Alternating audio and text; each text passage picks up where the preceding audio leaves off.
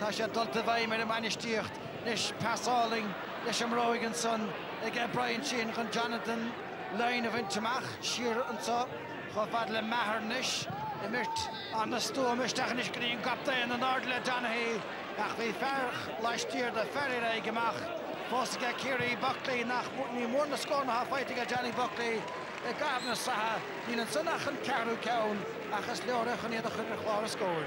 Ja, agus keep nála chur fir séir agus Harlower degen den son is stolam Donahue níte ráhaasta agus Austin McNulty chu rahanna bhahar a chélan son nach nuair bhrisin chaid son bhí tusa Bhí an roir an sunna ge Padraig McNulty chun an cheartúirteach, ní raibh mór an rán again ar dhéach sé suas, ní raibh ach Darren McCurry facha istigh, agus farmhór na scór na fachtaim líon. Saire.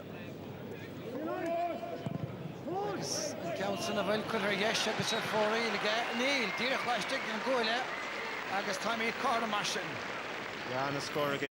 Agus an bhróid chuir leis a gaitin agus mar an cartacha deara Tyrone McKenna mé sí an sun go dtíon lína lech úil Hart marsin sellad na caide agus siúd sír sige gáilchan cín agus seo dianta nisige na cúla nach glanda beganí rád a beidir agus kick séir isteach ar deir hir ach má bhíadach an kick séir a chéile Ochsáir a bhaintas ruair úntach son Peter Hart na seascach tá Sean Cavan gimmert go má bhí áras na hebh carcailóir agus léir go sé scuiteach ige seo Seo chun McCurry inis Ciúis de bróg ige siúd Painte and Leonta against Farachuna. Sin scored and scored Darren McCurry Tossigan and Mian Chas of Arsa, Achari Sean Cavan and Tahi son, Okshe Kyan Garach, Le Kush Nabroga, Shin scored up Shetterville.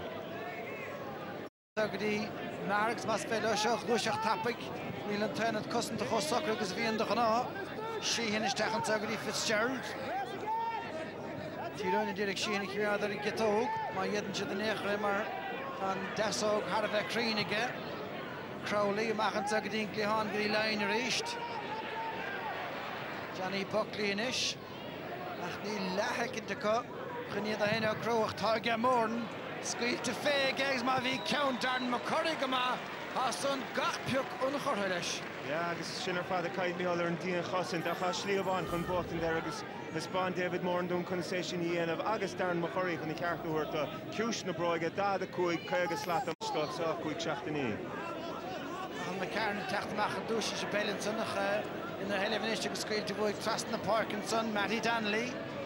Donnelly titla siar beidir fearna bhí Declan O'Sullivan an son de chiaí go ceannis na múna bhlinse me cairn dá le passan agus a stúr na himreach a McNulty gafach an cíine ríist. Buckley at Galora Leonington Tarnabouta, Trastgadi Peter Hart.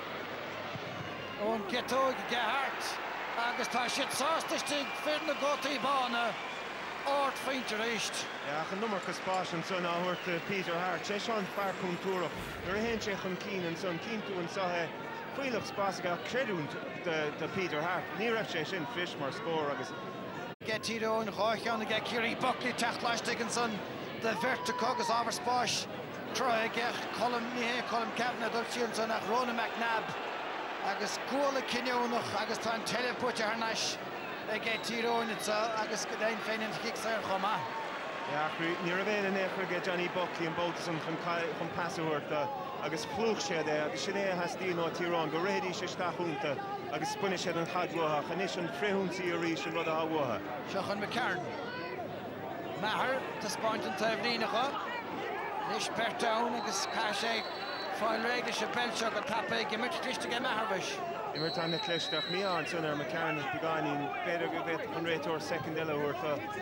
Nish Horn, Barry John King, Kafalastig, the Cossatorian, so Squeak to Fagech, Talk a good deal again, McMahon. So, don't think about Keeney, Paul Guinea to a prop oil, Nietzsche, and in the head of Glorach. Doorlachling gref kortú Chananigech, Stalling Grebe to a whole Kerkalor, Stahan Sogri Sheenish, Hashin of Walla Tapig, Agus will shed Lashtig and good Stalling Gavel, on a fainter. On a faint. The Leroy of Wigan son, Agus another of your Aragon Youngton, Tom the kick in the Sarah Agnele, a Cossor Rod Nafala Young to get your own. And Sasha the Lord of the kick in the Sarah, Johnson Line and Bolts and Carter Fadigan Rator, nor in to untackle all. Tyrone nach am Fan Barker Tasha Dange, the fiús ach na Kerry gabrú macht tréir chéile lán chódaínis lán na McNamee chuig beidir stahadón gúil deis go danlínis tuair bheith faointe ómaige a hénig a hocrú agus tá sí chunar chléigh ar fórílige beir go mbeadh chur chuige sa chun Crowley-inis Paul Murphy sciúd chun cínig a siúd ní bhís go sin gribh an pass techt an éair agus cabna dolisteach an san le góla ach nada bhfuil John McCullin chun leabhar leis as a méidsin. Ja, ní hiiscint an son idir Paul Murphy agus Brian Sheehan agus hána sé isteach agus sin gólan bhí sé gólan le gólan Duine ceann ar chóscóir an chiaadíireachta go Sheehan ó chic saoir Tyrone agus peinte fánaíocht ar fuair de bhíonn sa Tyrone nach Sheehan ben na bhfuil teanga bháil sin chomh agus a bhíon bouta eile. Nú mar a bhaid siad an dá féinte beag hiarartha Paul Murphy-inis chosleún le hascú gáilisteach agus bhfuil anna chumin ar scóir sin áit féinte i gceith fearna rathamóide. agus tá sé sin fisce gan ó Paul Murphy nuair a hen sé chum cín an sciil sanna ggéile ciúisna a dheasóg go buí a hen sé agus anna faointean son agus inis cúig faointeán dá hebh brin. Se an dá ceann as a chéile déanacha i gceist na Kerry go san bhí rá féinte methar a techt. Trastan na parkings fighter Nashka Mary Danley ó Aidan McCrory har ein eile. Nis bhfuil lethecin an saige Danley buidirteach an sannaige agus isteach hairse trastáin an baist agus fear go bhlis go maithe ceil na cúlaí. Ja, scored an sco Matty Danley a choríist cosúla Peter Hart har sé a chur na fir ceart ag deireadh na gluaiseachtaí agus Matty Danley an boutas a fáil in níród agus anna faointear fad bhí sé ní raibh sé a ceithre slacht déag amach ach bhí sé sin fíorheach. A chéad a gáilt Tyrone marsin agus an gobchan cíine có Trastan sa réist Brastúm agus Tom McCrory agus daon eile nach é agus tréimh sí meas na dosathe có McNabb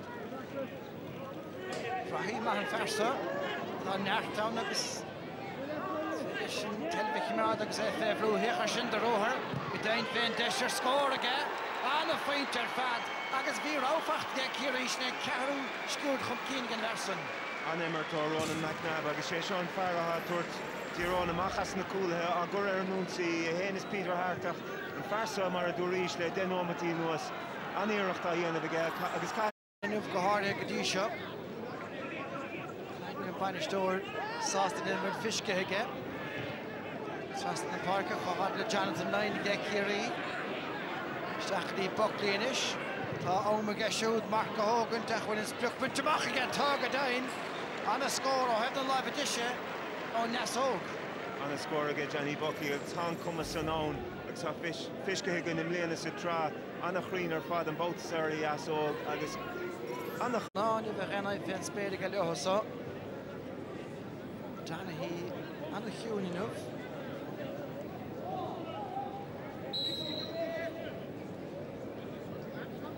Mar sin fear nuamh muid a chathair sa bhín. Cuacht isteach aige agus an count an hána sé drasnáin. le lehaman so anna bhuain son aige Sean Kavanagh bhí Mark Griffin an nósa bholach éireach lean sé air agus réalam bhain táist an boutas an réitóir agus inis ceann das bog go. Ceathrú count an hóna aige Sean Kavanagh hama cin Tommy díobh cetá méhead an barcach cin táibh le cúdiúg Conor McCallisky istig. Se chun Sheehan inis tá sé fada go leor agus tá sé crín chomá anna féinte go dó chun iad a chóramú. Ja, an tácht a ríist bhain in le séirchic nó. Agus éidir bhrithúntaí Shahé O'Brien. Feidir pús aige Peter Hart ó sárabar aige Peter Hart an sanna leanún siar. Ja, agus an daint sé an sáis de Stephen O'Brien go bhaid sé carta dó bhí sé sin sinna ciúil ach animmert an sinna ó Peter Hart. Nis fada bra Joe McQuillan ach an carta go séadáin ag Parkinson. Tommy Walsh gcónaí an chomá se chun Carl McCarnanis a rás leis chun cín agus tá McNabb clíánach leis. McCurry leistíir de san ríist agus buirteach go háling le cabhair an choile ag Darren McCurry agus tá tíú an gafach an cín. Ja, níl mór an den cadfish cig McCurry gá faointe den scaim se hen sa nó agus a ríis me carna tomáint chun cín agus níl tosathe Kerry I go brú díana róhan fan a stad machchan cín ach McCurry le ciúsnú a chétóg an báta sa. Me heguríon da bhaile se chun géine inis. Is go mar ge bhfuil lein te fíorda Cail me cairn chorachá go háling fad á peinte áling ag géine. Ja, géine an a bhrósa chohanna sé isteach agus lennig chétóg an báta san anna faointige agus bhí sé sinna tastáil ó Kerry mar Tyrone tús an bha chu go leis an dara leach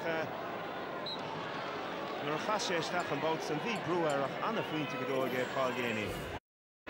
Well, stoch gur chóir grúthir Jonathan Lyon chomá leis ádan agus an tóirí beidir méolta go pointáirthe gceach se chuin Murphy níos tá pointe fáite go siúd agus tá ceann mithe. Well, Harris should trust on. Capas gives him here for really get. I can turn the Murphy. Harry Clonigan Murphy, agus a ríis chomáintse chun cín landse bhí sé cóga bhí sé muíach agus an táile sa deir clónig sé Harris an drasnánach anna faointe ó fearm na rá. Sé díomháil an luas. Se chun Johnny Kernan iste se kickamach. Trasta réistin sa. Colm Cavan mar spruach tócaige Buckley go Dassenson. Hennig agus in Vertlar Park Harve éfachtach a gabham na strathe. Se chun Jonathan Lyon inis. Fearn le giúin. Dulchan cín, gafalastig de lína chuig féidir a stad. Trasta dro Danny sin an a chaid. Feitig an gapdain. Stach a Lars Lyon is feitig Darren O'Sullivan. O, genta go háling ge slíoch rahu. Shashatsga Géine! Nether ge Páil Géine! Agus na honnadathe. Is na mega dasli Caelan son. Ja, ní raibh sé go brú sa chéad leach an cad ceart an báta son, cad fíor sceoch isteach ó Jonathan Lyon is dólam anna gramúige Danny agus chnuic sé bhrá sé Darren O'Sullivan amach isteach cin Darren O'Sullivan nótáach an báta son. Agus Géine san ád ceart sa deire. Tyrone níl deidir dianta go fóid se chun McCrory inis. Bert Currachaige isteach i McCurry an fersa Crean an fersa Comasach an a feinte. An a faointe ge McCurry agus éon uair a chaint sé roiir céir na bóstíthe sé abalta faointe thógant Jasnú Clé agus chaid Páil Murphy cé go bhfuil gá faointe fachtaige siúta sé súil níos céire cimádar McCurry. Is cháithán sa tanna lethe Darren McCurry de híróin. Nord le mahar putin son get Danley agus anna bhuair fad is se sin stechat sa míle bháide dianta go hóntaach ar fad Sean Kavanagh ha McCalliskey cliána leis fór riil agus McCalliskey rá 9MD chun an ascail se pascún. Ja, go gáinín leilech an báta son Kavanagh agus é gháilisteach bhí McCalliskey ar thaobh leis an son cíntiún son sna pictúraíach. Beidir róhaníach a bhí Sean Kavanagh nuair a fuair sé Harris Shane Enright agus seans mithe múin son ar híró. Caite in a parking at the éagnach na fiide tastáil níos a bhóig. Brendan Keeley beige chéinchic amach táchtach inis. Sé mór na ben spruch gafa go díirlig a mórn. Se chun Killinyoung inis luas lastrach. Steach go dtí Tommy Walsh. Darren O'Sullivan inis. Tá Young gafa chun cín leis an róthir. Stechan sa go dtí Donnaí tá sé puirte istigh ige siúd siar go dtí Géine. Praban na caide skillin na kisfeile bhuachalinn son ige Géine an dubh chur na gealar vertige agus pointeile. Ja, agus nuair a tharradí amach de gartid Géine an son bhí sé chomh-fáinach an slí danse an sa agus sa deire thug sé an cinenne ceart pointe thógant an son agus inis ceire Kerry methe ceire pointe chun cín. Agus tá a rééis páta beag Brian an sa istigh méle chóiltá ciríoch sínte. Go dtíidir cé bheith géisteach go bheith Géine mar bhfuil a cúlagus gá faointe Géine sa tarna leise. Agus Cail McCarn agus Brian Sheehan agus go daon féin Rona McNamee chomá. Agus ní sé sin níos cin bhí anna húsagann leis an dara leach a ríis cíimín an son Rona McNamee in na lár agus Brian Sheehan agus é amach go nárcha chéile agus ní móna sástatha Brian Sheehan caithfidh go bhacha sé ru déigint. Aber tá dúirnig amach an sonna adáin aber Tegan raibh Graham a chuir chéile cinnte raibh cúpla dorn na son cúpla pléasc de chornach go háirithe. Ja, is cinnte go Chalíise Ed McCrory a bhí gáil chun cín.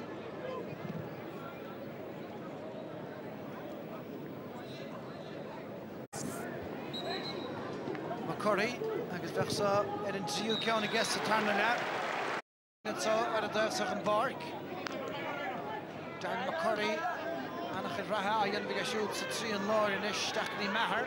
The Goni Bug Mo, Mark Lushach, and Ish took a most better. Lele Hedy Darna Sullivan.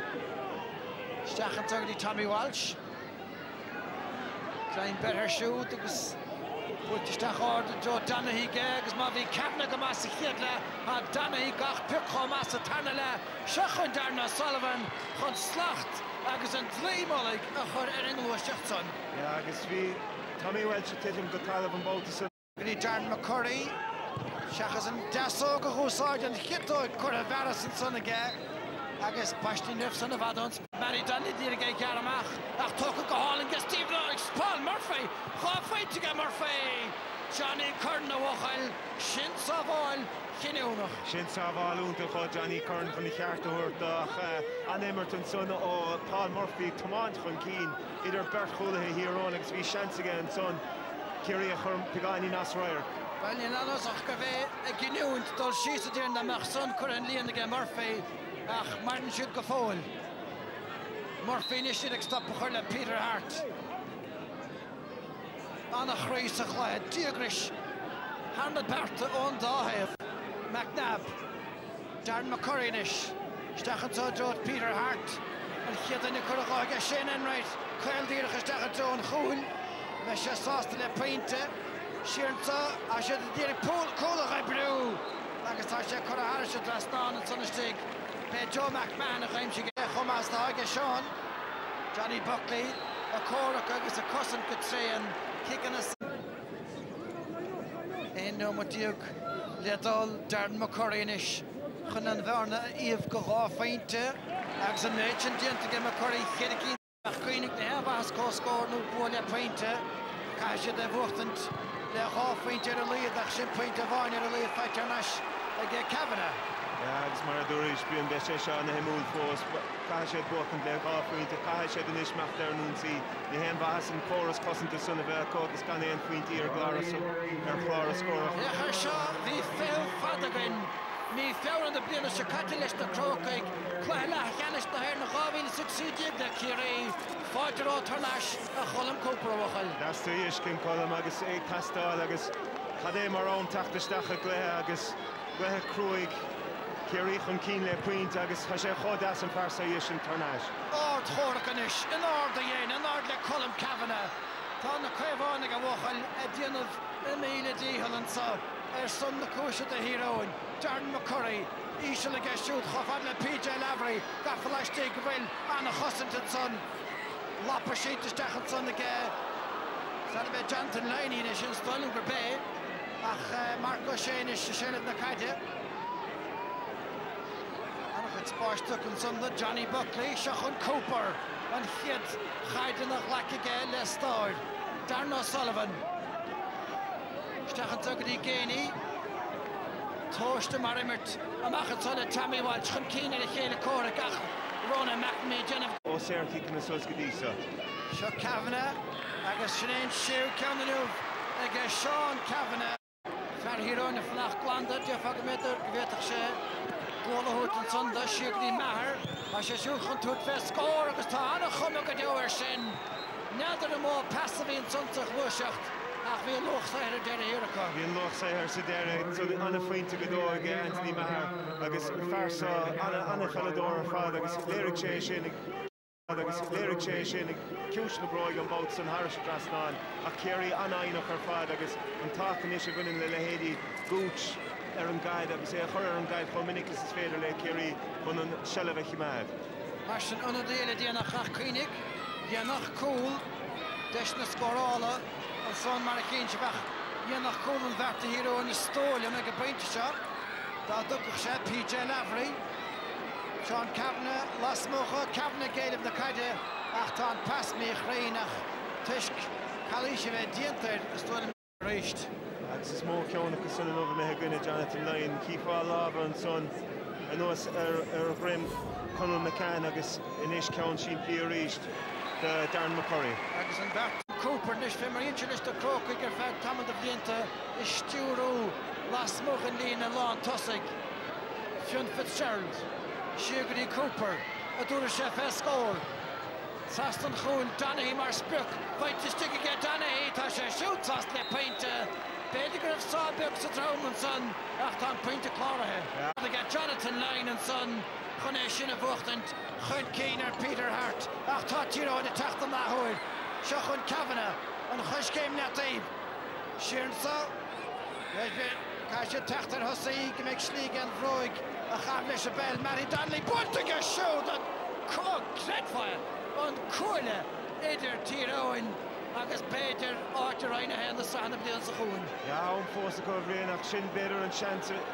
A bit Tastal Wahag, in Ish Kerry, Brew Damantach, or I said it Derek Tachtama. I get Tyrone, good dealer fat, Marieracht. Diagre Sheeramach Beherable, Hasha took a trecht, the Lyre of Aka, and Sonamo. Well, Mavi Jarlatran Tacht to Becan, Willen Pass on the Bell, Ta finish and Sawachel. Will she force the bag? I'm a sponsor get Tyrone, Per the Harloig, the Gavin Devonraw, the Bear Clegg on Sheshachnik on Tartach, Anirucht, Gajoga, Matty Danley. Ja, this is toch een zin en different this morning and Shahs and Crave is fed left the Clare Hardach. The Crave, Sneeze Dakray and of a stock out the Shah, come a Crave or Shahano. Nation, Televiga Kerry, Johnny Buckley-ish, Agazanachitz Barshiga. Aidan McCrory, Derek Tacht, Teva Hulda, Gooch Gafalasmo, Curher Fall, and Telef Tokaga, and Dove Kunna Yalagare Gooley, Donaghy took a Stachson Immertinish, and Captain Sheeramach and Tugri Gainey stole him, Darren O'Sullivan, Tommy Walsh Chitte Hashir, Fleep the Hooliga, Sean Kavanagh, Juan Omatam Kutiv Gortahe, Dad the Cook second, the Sun Katja, Kirianish. Edigen Tom event. Well, Tasha Gilte,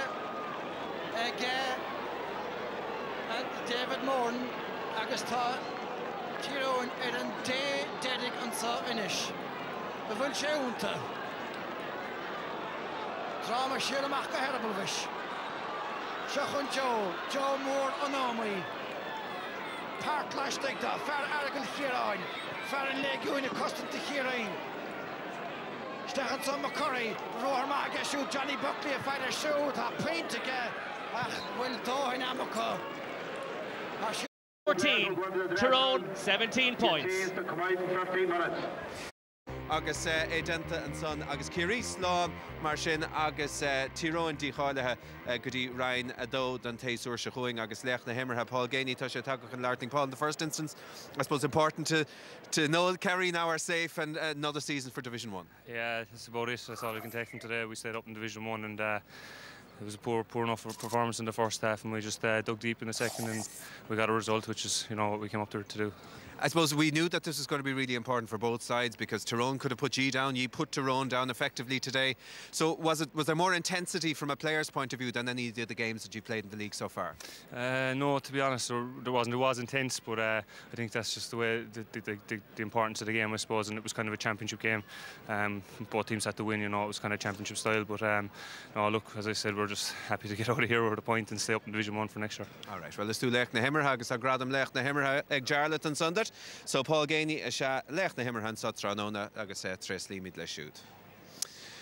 Well, Jarlath, okay, I suppose Coram na Féine, we can Scriba and son. I mean, and cool as Garna Forn agus she Anna Hian agus cool one Yenchenkano. Chen agus and far Renchels Lieri Shen Eredit enough to get the result that they needed. Kieran Whelan, watching this game today, I got the impression Kerry could have been relegated today. I mean, it was a draw in the end, so they were close. But at the same time, I never got the impression from them that there was any panic about their situation. I suppose that's why they're the champions, isn't it? Yeah, there was no panic, but they could have lost the game as well. But I think it was a very entertaining game. I think credit to both sides. We saw, despite both playing with a defensive mentality, we saw some great scores from distance off the outside of the boot. Great scores from Matty Donnelly, Darren McCurry. We saw excellent scores right throughout. But ultimately, I suppose at the end of the day, it came down to Kerry getting out of jail, and that was crucial at the end of the day, I suppose. Tyrone started very well in the first half, had a number of chances. Kerry weren't functioning right with Donaghy in a full forward. They were losing a lot of breaking ball, but they got that sorted in the second half. Introduced a couple of subs, had a period of 3 or 4 minutes where they took a 4-point lead and forced Tyrone to come out themselves. Tyrone will be happy with their performance, I think, today. Despite going down, they had a couple of poor performances right throughout the league, and they'd be happy that they got out with a draw. They showed a bit of character. Their big players performed. They're still reliant on Sean Kavanagh and Darren McCurry to get the scores. 13 points between both of them. Kerry on the other side, very indisciplined, very lazy tackling, bad quality tackling defence. You know, gave up 9 frees. It's something they're going to have to improve on. So both teams have something to work on going into the championship. Nice as well to see Colin Cooper back into the action again today. One of the features of the game, you've pointed this out, and I was looking at it myself, was Kerry were playing a lot of cat and mouse with the Tyrone defence, but then would switch the play very quickly from one side of the field to the other, and this proved to have dividends to it. It was crucial, I suppose. If you look at the kick-out's on the right-hand side of the goal. It's always going to go down the right side where Tyrone have 5 or 6 players and they've options, but the space is down the left-hand side. And I think this is one of the areas where you talk about beating the blanket defence. Johnny Buckley takes a great ball out of the sky, and straight away Kerry know the space is down the right-hand side. They look for a quick switch ball, switch the side, and Jonathan Lyon picks it up here. He has space, he's time to get composed. At the same time, he's sucking in the Tyrone defenders off to the other side, and he hits what is the perfect diagonal ball, the ball that Kieran Donaghy will lap up all day. He takes it into Darren O'Sullivan, and Matty Donnelly, in fairness, gets a good block in, but Guinea is in on top of it.